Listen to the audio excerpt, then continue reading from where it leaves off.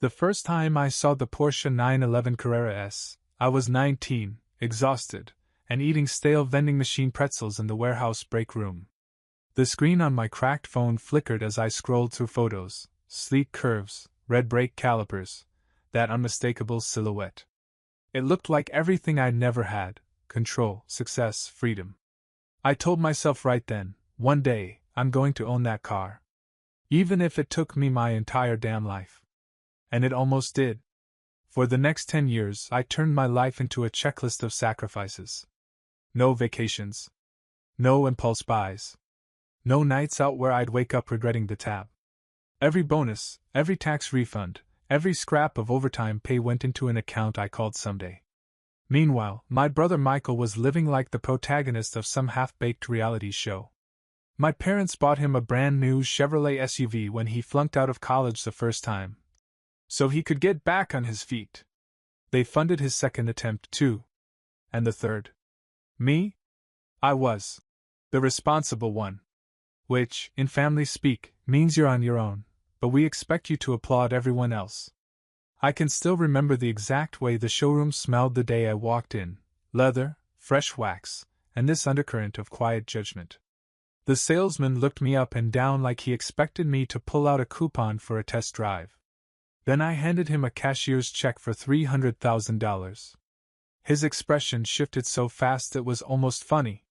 1 second, he was skeptical.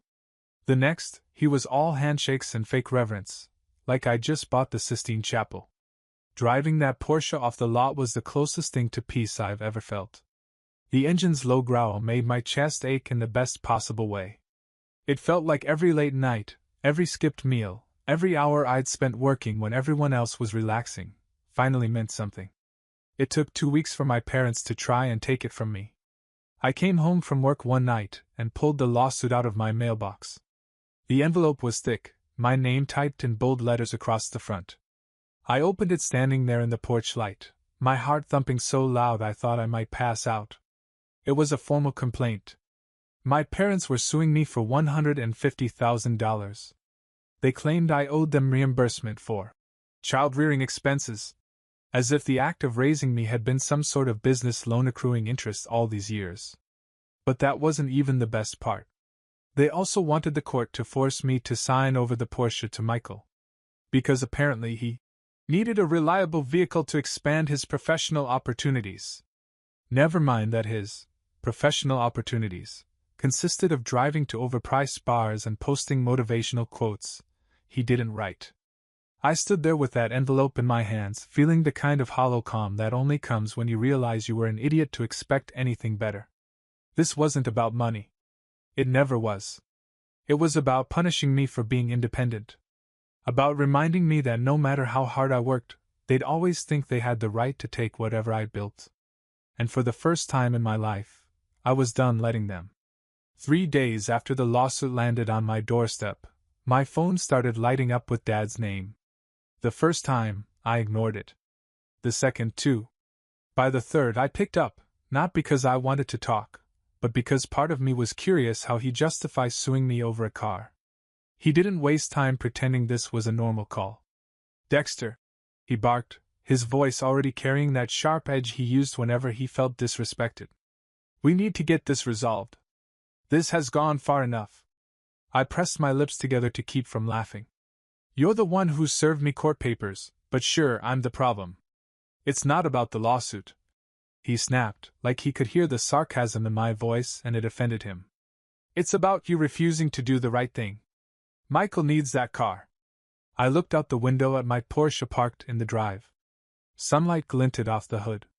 10 years of work, of discipline, of saying no to every impulse so I could finally say yes to something I actually wanted. And here he was, acting like I'd stolen it from them. "Michael already has a brand new Chevy SUV," I said, my voice tight. "I've seen the photos. He's not exactly roughing it." My father scoffed, this dismissive huff I'd heard too many times. "You don't understand. He's trying to build a business. He needs to look successful. That Porsche would show people he's serious." "Dad, you mean it would show people that you're serious? That you can bankroll your golden child's next vanity project?" Silence crackled on the line.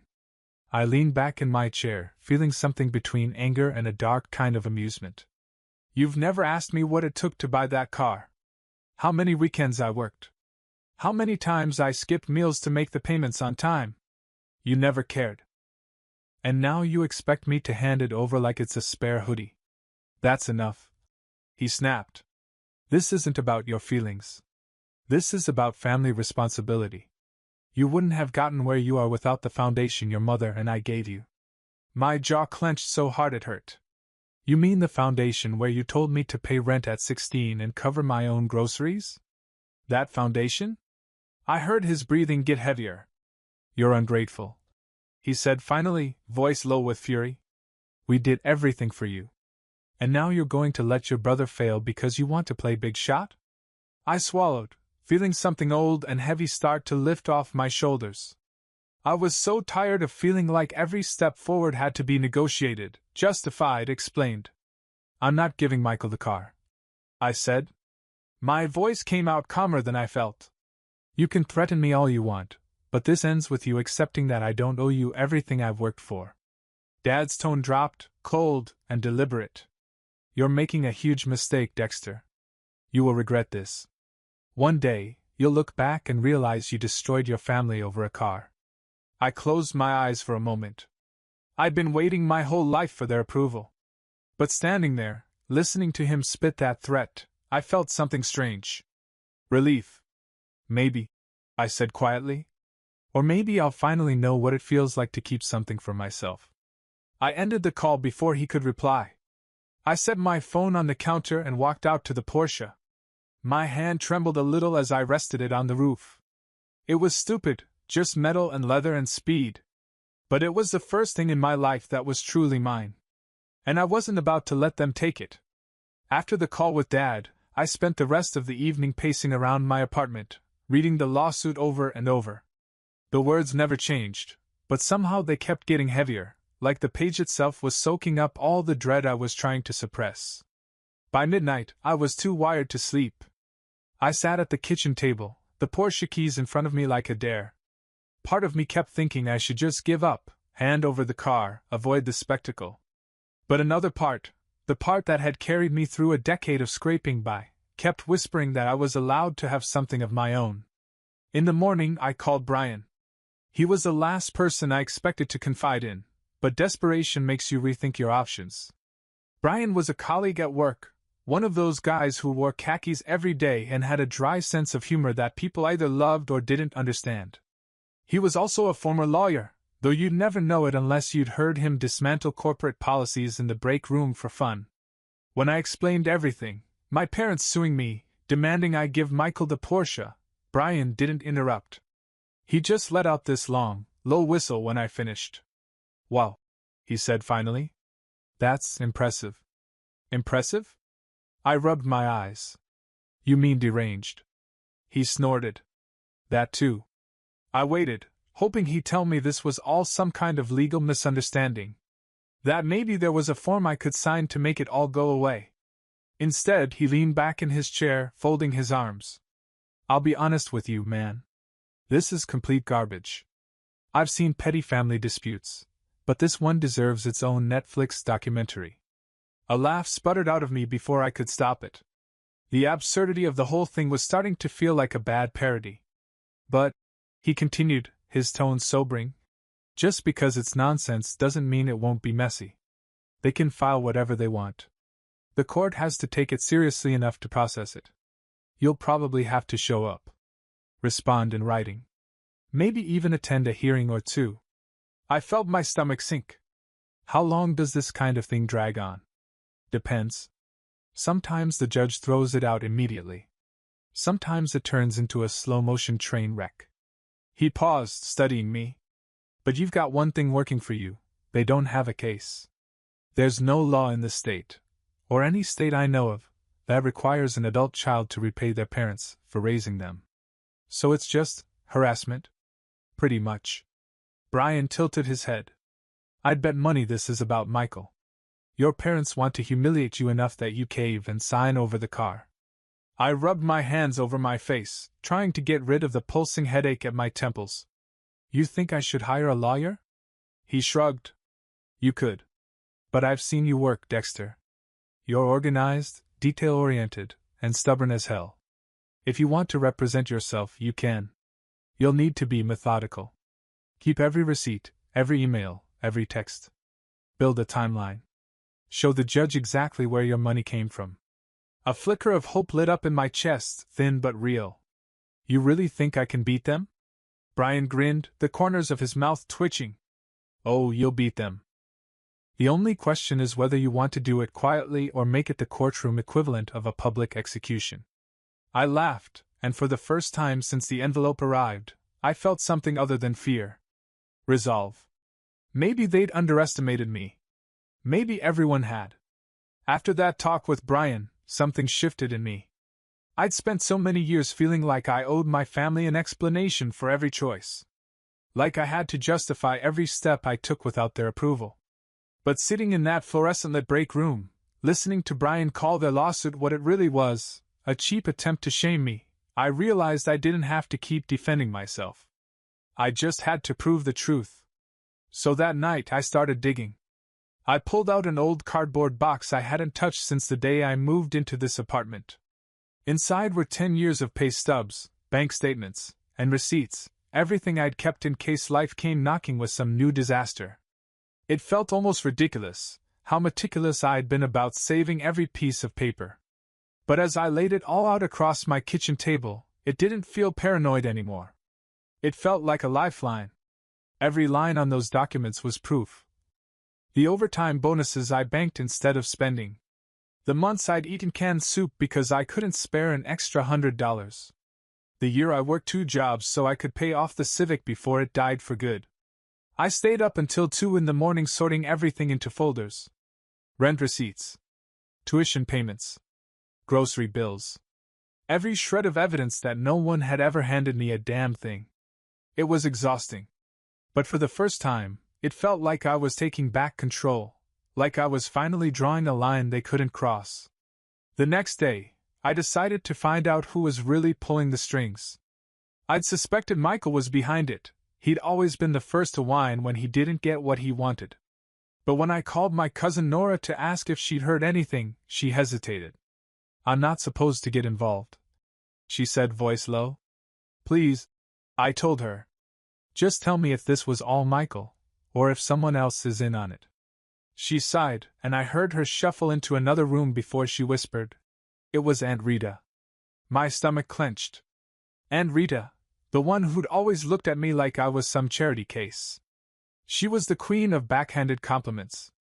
The first to tell me Michael was going places, while I was just good with my hands.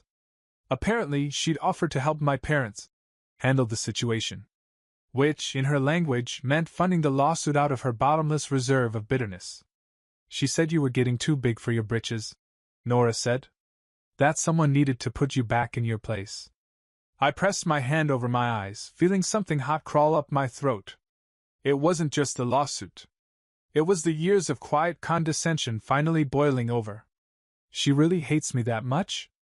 I asked. She hates that you made it without them, Nora whispered. That you didn't ask for help. That night, I sat in the dark with the folders spread across my living room floor, and for the first time since this started, I let myself feel all of it. The anger. The disbelief. The betrayal. I thought about all the nights I'd fallen asleep in my old car, telling myself it would be worth it someday. Someday had come. And so had the reckoning. I was done apologizing for working hard. Done pretending I didn't see exactly what they were trying to do. If they wanted a fight, they were going to get one. And I was going to make damn sure they regretted starting it. It started with a Facebook post. A grainy photo of my Porsche parked in front of my building, captioned in big, righteous letters. Some people forget where they came from. Michael's name was right there underneath it. At first, I thought it was pathetic. A grown man airing family drama on social media like a teenager with a bruised ego. But the comments started piling up within minutes, and it hit me that this wasn't just a petty dig. It was a strategy. He knew exactly how to play the victim. This is disgusting, one of his friends wrote. He owes everything to his parents. Entitled brat. Someone else chimed in. I should have ignored it. I tried. But then Michael posted another picture, this time, a close-up of the Porsche's badge, with a caption that made my blood go cold. Imagine suing your own family over a car when they raised you. That was the story he was selling, that I was the greedy one, the traitor, the ungrateful child who'd abandoned the people who gave me everything. My phone started buzzing nonstop. Texts from relatives I hadn't heard from in years. How could you do this to your parents? Your mother is heartbroken. Michael deserves better from you. Calls at every hour, blocked numbers, known numbers, numbers I'd deleted years ago but still recognized by the area codes. One voicemail after another. You're tearing this family apart. Your mother is sick over this. I hope that car was worth it. I silenced my phone and tossed it onto the couch. But it didn't stop.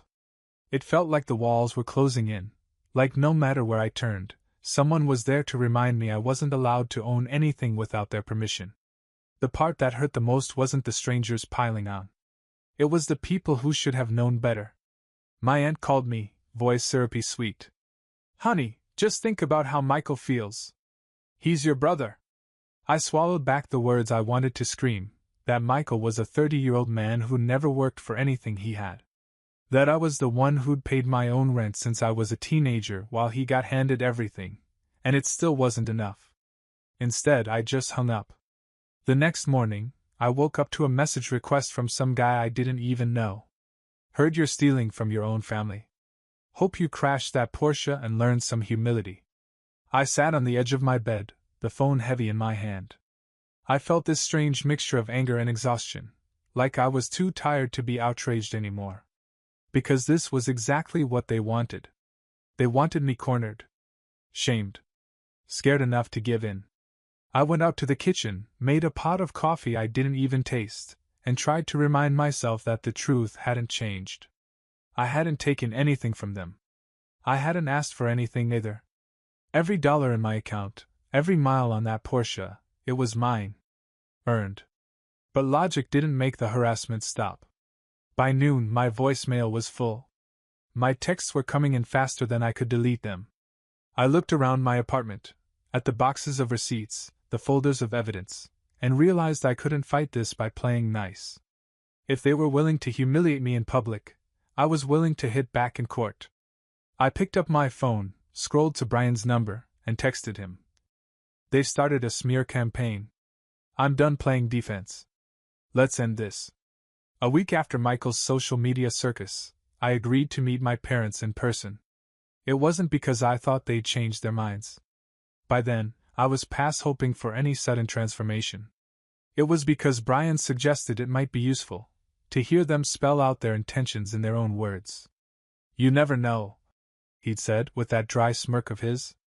Sometimes people are so sure they're right that they confess to everything before they even see a judge.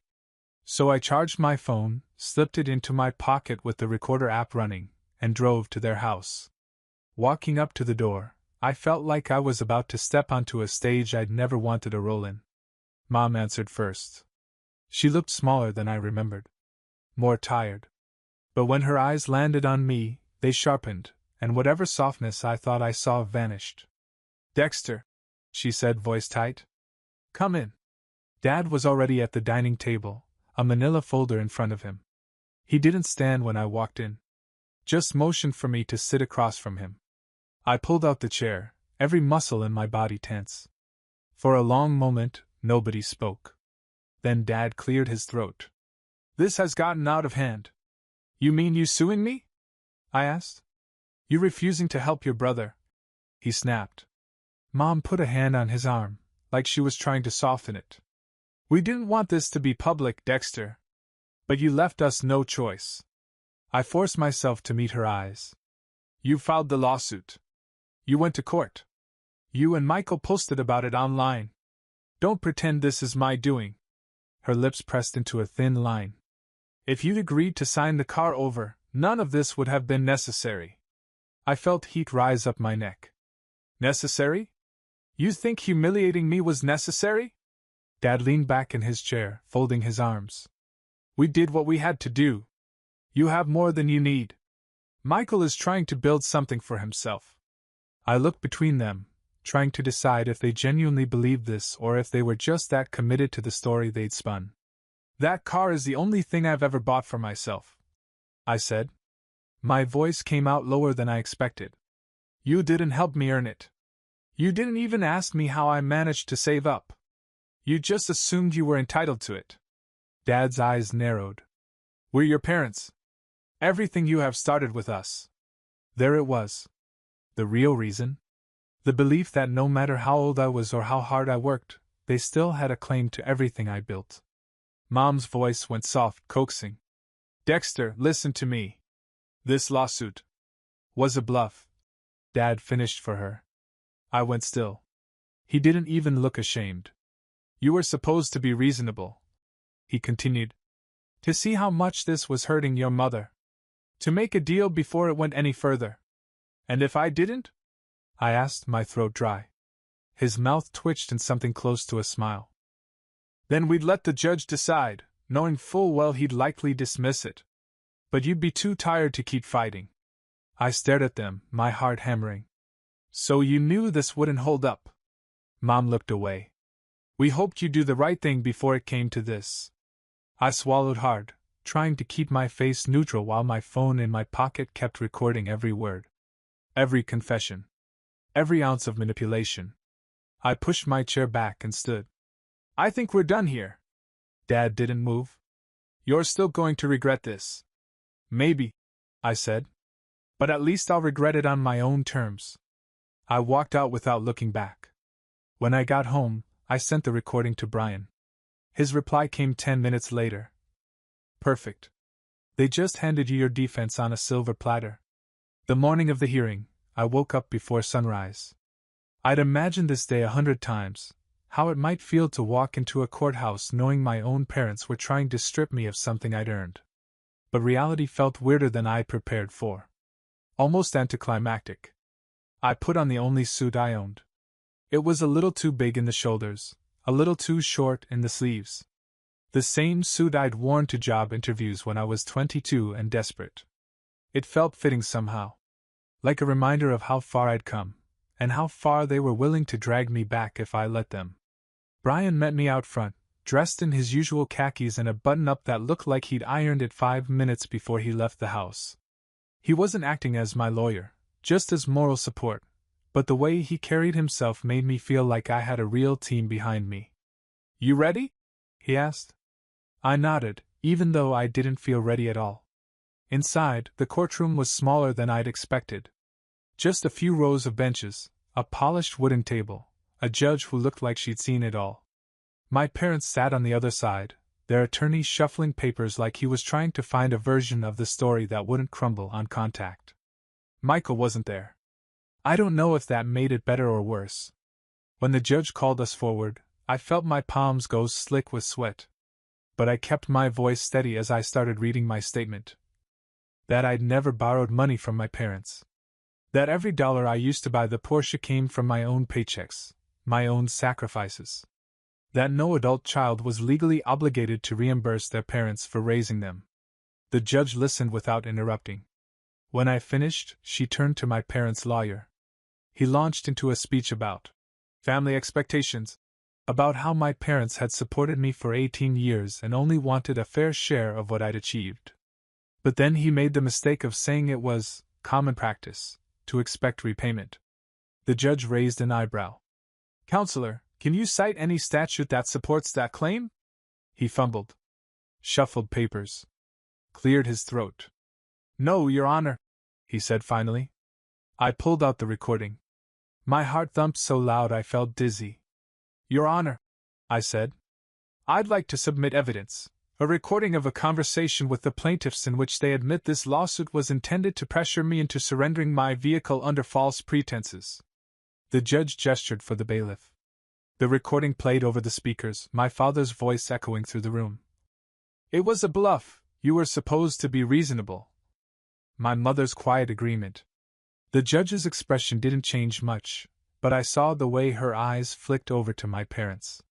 When the audio stopped, the The silence was so heavy I could feel it pressing on my ribs. "Mrs. Carter," the judge said quietly, turning to my mother. "Is that your voice on this recording?"